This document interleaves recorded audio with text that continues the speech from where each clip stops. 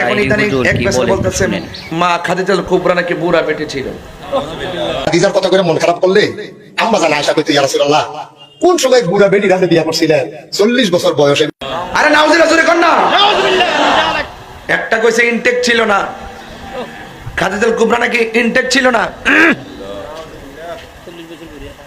আর এখন আরেকজন কো বুড়া মহিলা কই নবী পাকের স্ত্রীকে, আমাদের আম্মা জান খাদিজাতুল কুবরাকে। মুমিনদের মা কি কয়, নিজের আপন মা কি বুড়া বিড়ি কোন যায়? আদবে আউলিয়া হয়। এই কথাগুলো আমি যখন বলি তারা মনে করে আমি দ্বন্দ্ব লাগানোর জন্য কথা বলি। যার আদব নাই তার সঙ্গে আমাদের কোনো সম্পর্ক নাই।